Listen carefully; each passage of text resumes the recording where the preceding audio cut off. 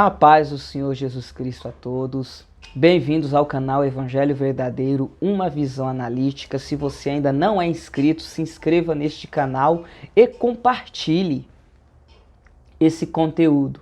Ajude Jesus Cristo a evangelizar vidas e almas para o seu reino. Hoje nós vamos falar de um tema especial, que é o tema do Apocalipse, ou seja, sobre o livro do Apocalipse. O livro de Apocalipse ele é um livro que traz um certo temor pelo fato de ele ser mal interpretado pelas pessoas. As pessoas acham que as pragas descritas no livro de Apocalipse transforma ele como um livro sombrio e etc. Mas não é essa a missão do livro de Apocalipse. Então a gente nesse vídeo aqui vai trabalhar e trazer uma visão geral sobre o livro de Apocalipse. Lógico que não é uma visão detalhada, uma visão exaustiva e, enfim, completa sobre o livro de Apocalipse. Não é a missão desse vídeo. A missão desse vídeo de hoje é trazer uma visão geral, uma visão resumida sobre o livro de Apocalipse, só para as pessoas entenderem a missão e o lugar dele nas Escrituras Sagradas. Tá certo?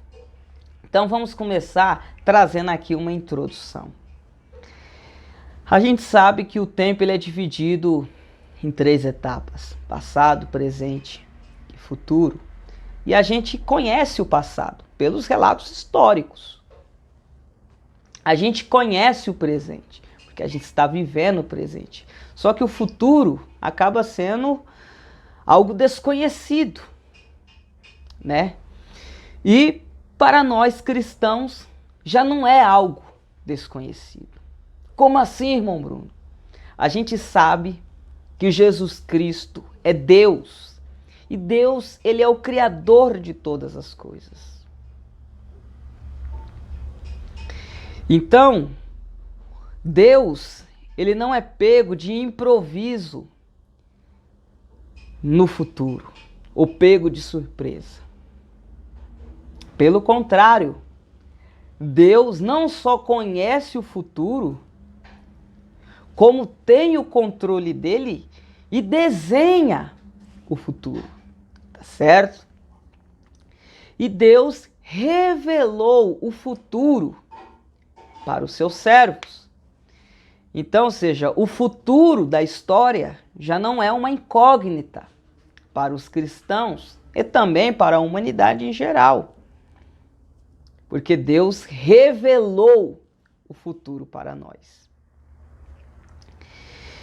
E o livro de Apocalipse, ele tem essa missão de revelar o futuro. Os acontecimentos que ainda vão surgir nesse mundo. O significado da palavra Apocalipse, que no caso é uma palavra grega, a gente sabe que a Bíblia foi escrita, o Antigo Testamento, em hebraico e algumas passagens em aramaico, e o Novo Testamento em grego. Então a palavra Apocalipse é uma palavra grega e significa revelação. E para a gente entender, eu vou contextualizar aqui de forma análoga. Então, de forma análoga, a gente pode entender o significado da palavra Apocalipse como um palco que tem uma cortina e a plateia não sabe o que está atrás da cortina. Para ela descobrir, é necessário, de fato, ela levantar as pontas da cortina para ver o que está atrás da cortina. E o livro de Apocalipse faz justamente isso.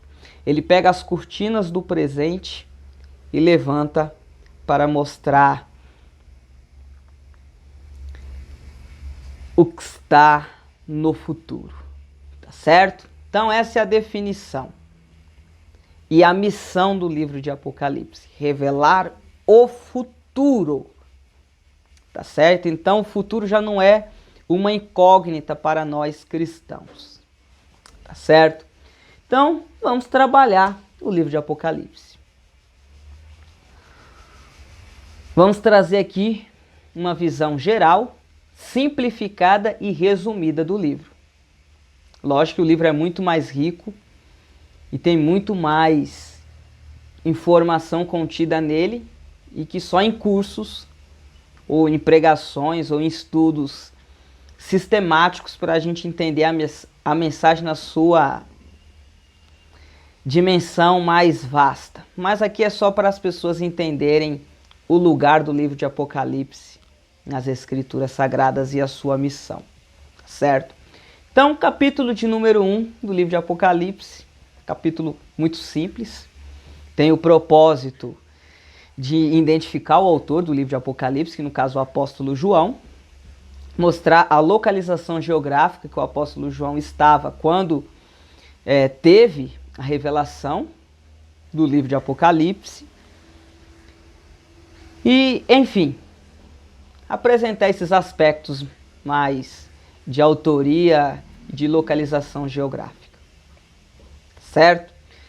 Capítulo de número 2, capítulo de número 3, traz a mensagem às 7 igrejas que estavam localizadas na região da Ásia Menor.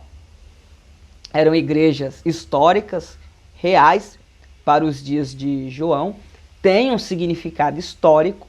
Entretanto, a gente também consegue extrair um significado escatológico para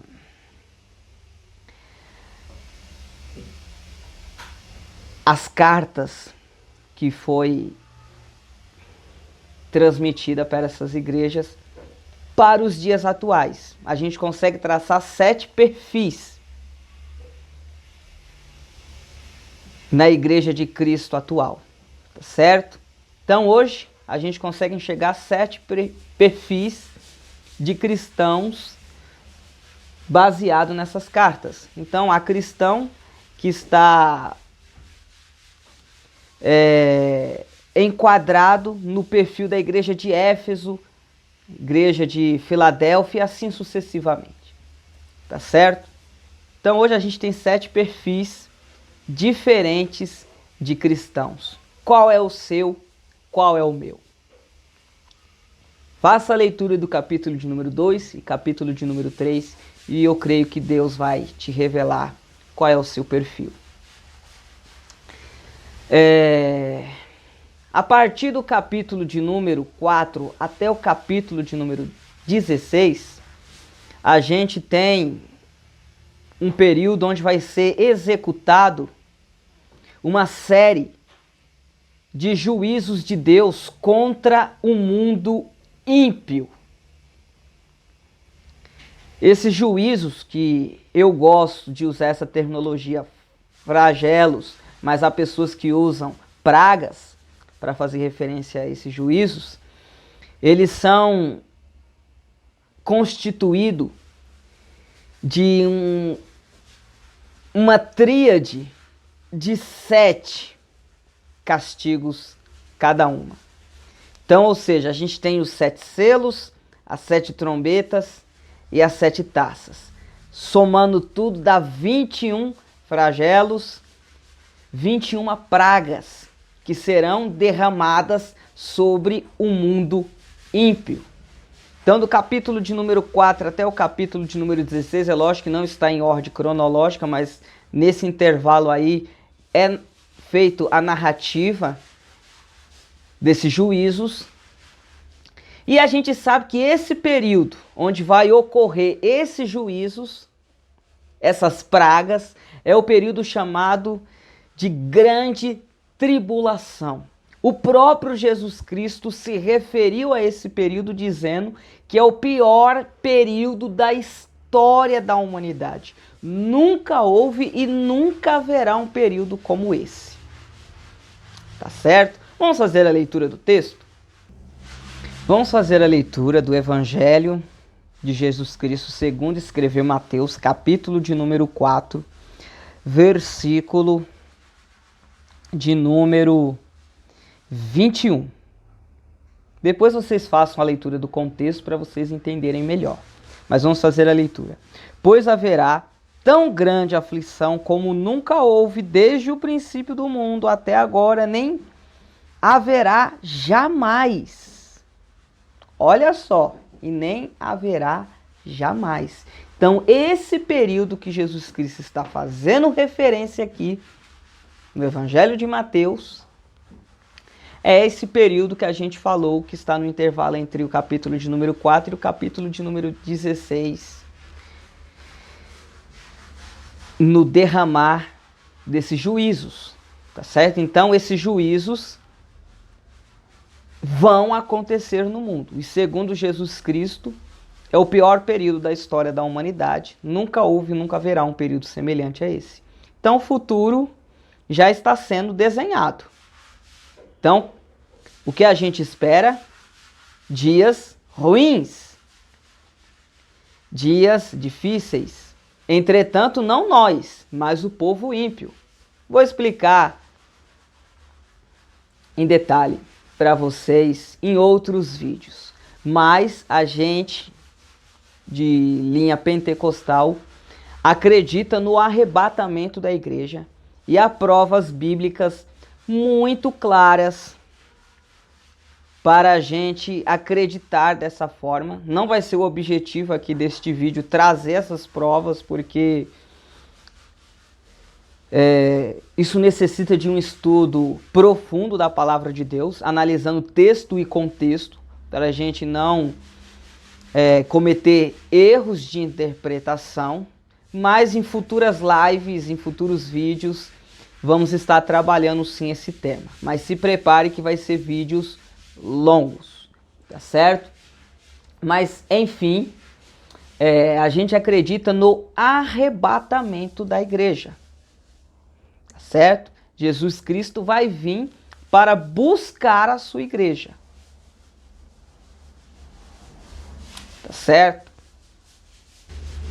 Então vamos fazer a leitura aqui de um texto no Novo Testamento que afirma o segundo retorno de Cristo. Então ele veio a primeira vez, cumpriu o seu ministério na esfera secular aqui no mundo e retornará uma segunda vez para buscar a sua igreja. O arrebatamento da igreja, ou a segunda vinda de Cristo, não é uma teoria criada pelos pastores. É uma tese bíblica. Vamos fazer a leitura? Evangelho de João, capítulo de número 14, versículo de número 1. Não se turbe o vosso coração. Crede em Deus, crede também em mim. Na casa de meu pai há muitas moradas. Se não fosse assim, eu vou-lo teria dito. Vou preparar-vos lugar. E se eu for e vos preparar lugar, virei outra vez e vos levarei para mim mesmo, para que onde eu estiver, estejais vós também. Então Jesus já está dizendo que ele vai voltar outra vez. Então olha aí já uma segunda perspectiva de futuro. Jesus vai retornar, tá certo? Eu e você estamos preparados para esse retorno? Qual é a segunda perspectiva de futuro? Segundo o livro de Apocalipse, esse período de juízo, como a gente falou anteriormente.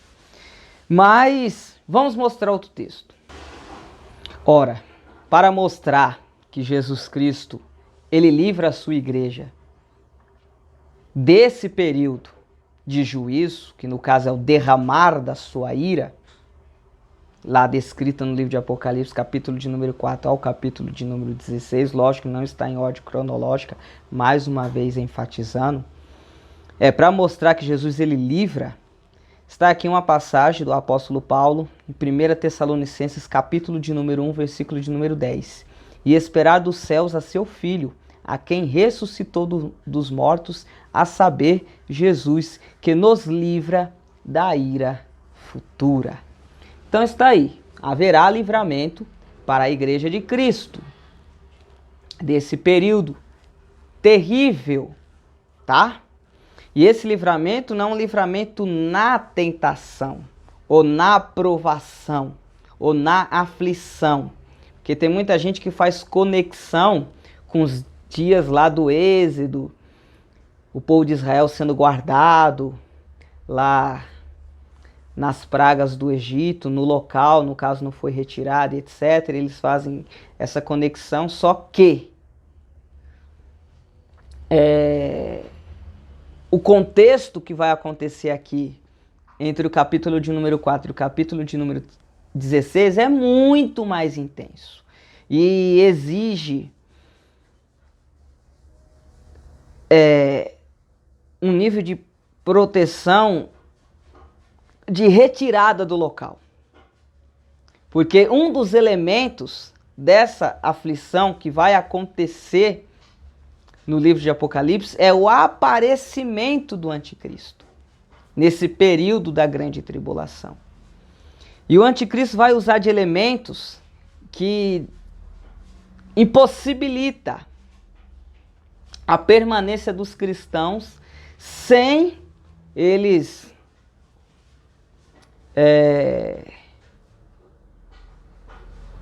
ceder ao seu sistema de blasfêmia contra Deus. Tá certo? Então ele exige, né? Então, se os cristãos estivessem aqui, não teria essa possibilidade de se livrar dessa exigência que ele vai estabelecer. A gente não pode tratar aqui nessa live porque, como eu falei, é temas para outras lives. Mas, enfim, só dando, né, um tira-gosto, né? Então não tem como, tá certo? Vai existir peculiaridades que são diferentes na grande tribulação comparado com o que aconteceu do Egito. Não é simplesmente efeitos adversos no planeta em termos climáticos, como aconteceu no Egito, mas vai ocorrer uma série de alterações, não só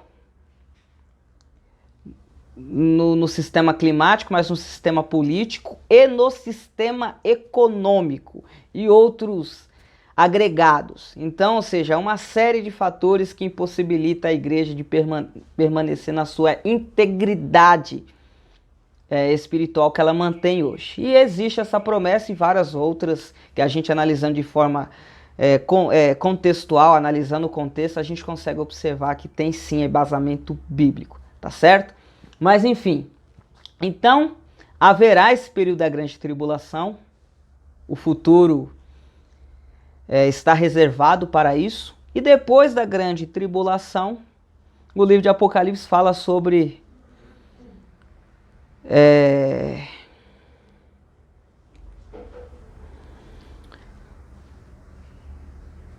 uma salvação nacional de Israel, tá? Há muitos grupos religiosos que falam que Israel não terá uma salvação nacional, mas não é o que a Bíblia ensina, tanto no Antigo como no Novo Testamento, tá certo?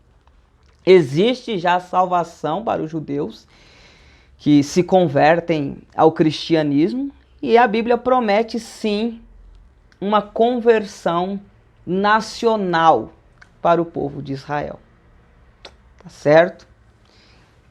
Não vou entrar em detalhes, mas existem passagens em Zacarias, no livro de Zacarias, e em outros textos, tanto no Antigo como no Novo Testamento, que evidencia essa salvação nacional. Então, depois da grande tribulação, o povo de Israel, nacionalmente falando, vai se converter a Cristo, o seu Messias, que foi rejeitado outrora no passado. Tá certo? E se estabelecerá um período milenar, onde Cristo reinará com agora a nação de Israel convertida ao seu Messias, que no caso é Jesus Cristo.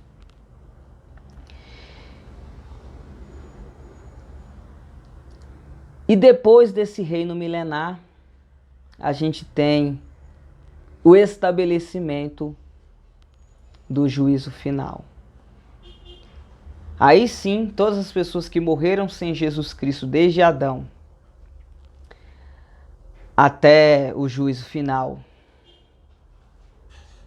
vão ressuscitar para serem condenados. Isso está lá em Apocalipse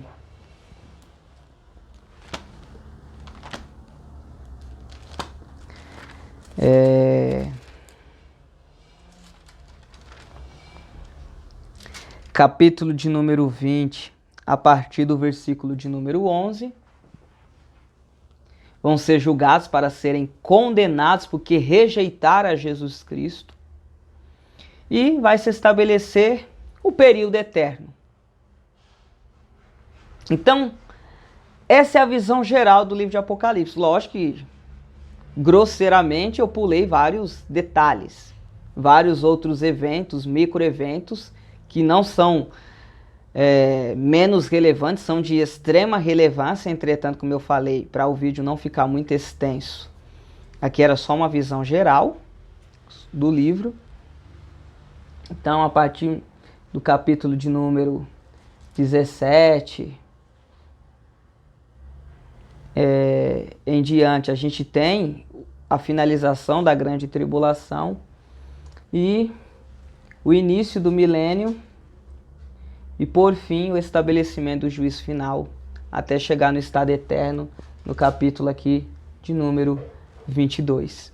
Então, assim, é só uma visão geral, existem os micro detalhes, os micro eventos, que eu não citei aqui, que são relevantes. Mas o que é importante para a gente tirar aqui de lição da essência do livro de Apocalipse? Que o futuro não é incerto para os cristãos, a gente terá um futuro glorioso. Então, ou seja, a história ela não está correndo sem um alvo, sem um objetivo. Então a história está correndo seguindo um planejamento determinado por Deus. E a finalização do processo histórico se dará com Cristo reinando, os seus súditos gozando dos benefícios do reino, tanto a igreja como o povo de Israel e aqueles que se convertem a Cristo. E as pessoas que rejeitam o reino de Cristo sendo condenadas eternamente. Então, ou seja, a história não está andando sem uma direção, ela está seguindo para uma direção. E a direção é Cristo reinando, seus súditos gozando os benefícios e os rebeldes, os resistentes ao reino, sendo condenados. Então, olha só que mensagem gloriosa e de esperança para nós cristãos. O futuro não é incerto. O futuro é determinado e estamos caminhando para esse fim, para essa convergência gloriosa de Cristo reinando e os seus servos, os seus súditos, gozando dos benefícios. Então, olha só que mensagem de esperança para nós cristãos e que mensagem de tristeza para quem permanece na rebeldia. Serão condenados. Tá certo? Então, essa é a mensagem, essa é a essência do livro de Apocalipse. Ele quer mostrar que a história ela caminha em uma direção pré-definida e que o fim dessa história será Cristo reinando e os detalhes que eu já citei aqui. Tá certo? Então essa é a essência, esse é o objetivo do livro de Apocalipse, estar na palavra de Deus. Então não tenham medo do livro de Apocalipse, você que é cristão. Pelo contrário, tenha alegria com a mensagem que ele está trazendo. E para deixar vocês mais alegres ainda, esse livro tem 2000 anos de história, porque ele foi escrito no primeiro século, né, depois de Cristo. Passou 21 séculos e tudo que esse livro vem descrevendo vem acontecendo fielmente, comprovando que